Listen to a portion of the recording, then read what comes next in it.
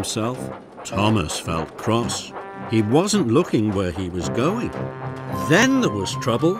There was a cow on the line. Thomas turned quickly into a siding just in time. He hit the buffers and the billboard flew into the lake. Then there was trouble.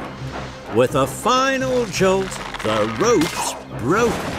The magnificent water wheel rolled off Edward's flatbed. For fizzling fireboxes! He started to toot his horn. He's tooting at my funfair special, thought Rosie. But Bertie was tooting because the coconut truck was rolling toward the level crossing. It smashed against the gate. Coconuts rolled everywhere. The level crossing was blocked, but Stepney was whistling because the truck of sugar was now rolling towards him. Stepney was covered in pink sugar from funnel to footplate. But it was Emily with the rest of the funfair trucks. Rosie's flatbed was now rolling back towards Emily. It bashed into Emily. Seats from the big wheel clattered and clanged all over the tracks. Emily was stuck. Peter Sam smashed into a buffer. The cream churns crashed. The junction was blocked. Bubbling boilers. I'll never be the star of the show. Straight into a big puddle of mud. I'll puff through this, thought Emily. Then the track started to sink. Emily was stuck. She didn't feel like excellent Emily anymore. Oh no, now I'll never get Trevor to the airport. Was trouble. The balloon floated down from the sky once again, straight towards the weather vane on the Thing Controller's roof. It burst on the sharp point. The balloon tumbled down. Fizzling fireboxes. Onwards, don't slow down! But James didn't want to be told what to do, especially by a truck. I'll decide what we do, he huffed to himself. So James applied his brakes. The train smashed straight into the snow, and it stuck. Gordon pumped his pistons. Then there was trouble. Ben was shunting a flatbed of logs. Gordon biffed straight into them. The logs started to roll down the hill. Bust my buffers, those logs will block the lower track. And see that Diesel had arrived first behind him. Thomas bashed into Diesel. Stone poured down from the hopper. Thomas was covered from funnel to footplate in dust.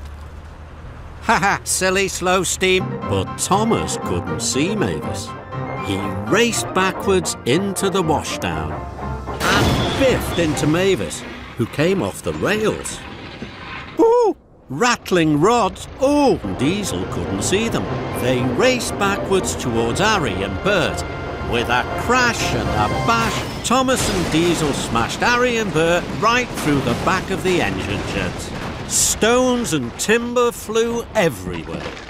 Up in the track, some of the special blocks bounced off his flatbed. But Thomas didn't know.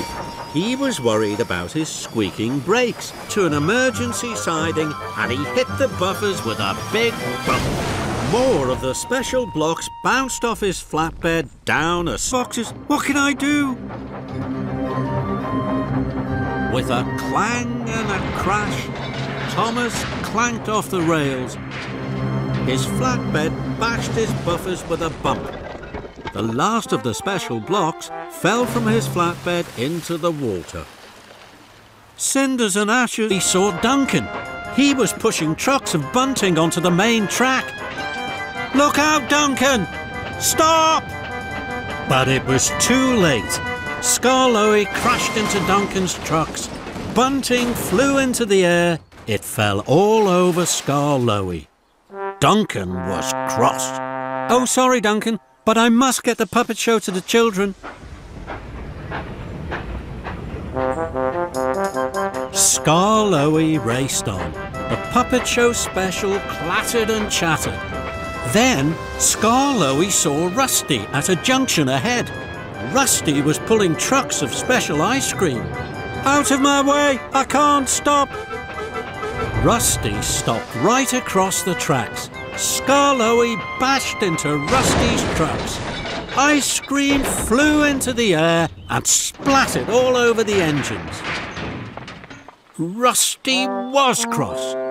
Now there would be no ice cream at the puppet show. Sorry, Rusty, but I must get the puppet show to the children.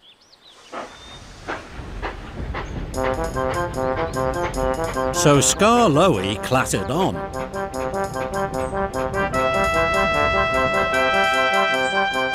Skarloey was puffing towards Percival Pond. Then there was trouble. Skarloey went round the bend too fast. He steamed into a siding. Skarloey bashed through the buffers. With a splash, a sploosh and a splosh, Skarloey plunged into Percival Pond. Fizzling fireboxes. I wanted to pull the puppet show special on my own,